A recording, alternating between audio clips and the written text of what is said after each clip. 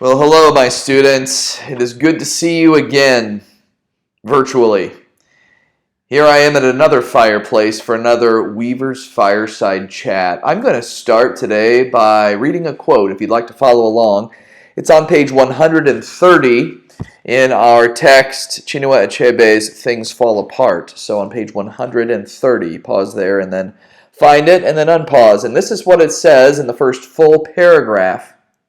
It says, "At last the rain came. It was sudden and tremendous. For 2 or 3 months the sun had been gathering strength till it seemed to," watch the personification here, "breathe a breath of fire on the earth. All the grass had long been scorched brown, and the sands felt like live coals to the feet.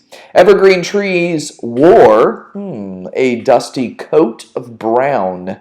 The birds were silenced in the forests, and the world lay panting under the live, vibrant heat.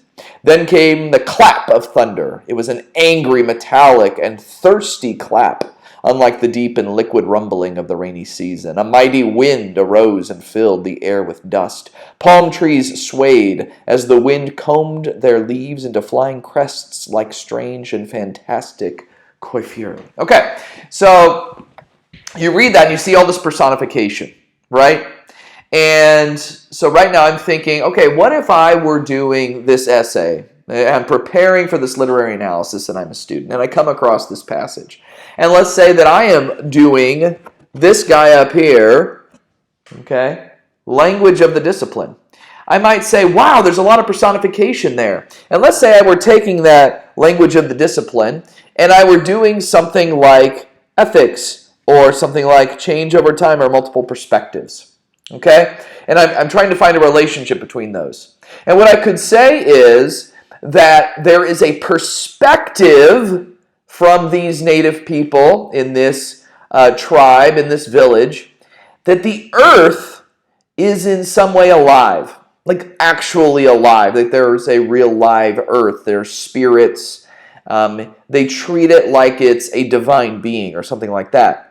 Well, that's definitely a perspective that these people would have. And here we have evidence with the language of the discipline that Chinua Achebe gives us that it's alive because it's being personified, literally being like a person, and in multiple ways, with verbs, with nouns, with adjectives. You could go into so much of that and show the multiple perspectives of the earth with the language of the discipline. See how that works?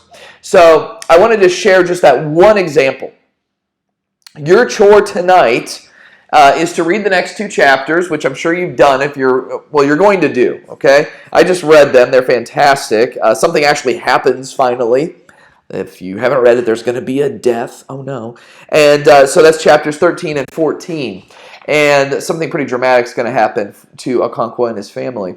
And so I want you to read it, and then I want you to make another note on the slide, the same slide, and make room for a 4th point. And I want you to write down, again, one more thought you're having about a connection between your 2 thinking icons. What's the connection that you're going to show? And where is that quote? Okay, so just make another little note. You might have to move some text box around to make room for a 4th text box, and then I'd like you to write down, number 4, I'd like you to write down another example of a place where something's happening that's making you think about the connection between 2 of these icons. I showed you one between language of the discipline and multiple perspectives. You have 2 that you are looking at the relationship between, and so see if you can find something tonight. As always, have a wonderful evening, and remember, don't do anything for English unless you have shown love to someone in a real way. Not you just felt love, but show love. Okay? Today I took some boxes of food to some people in need, and that's how I showed love today. And I showed love by loving my children and disciplining my children, because that's love, you know? Okay, that's awkward, but I did. But that's just how it is. All right. I love you guys too. And I love you by giving you fun assignments, like a literary analysis. Okay, sarcasm over. Have a great night. Get to work.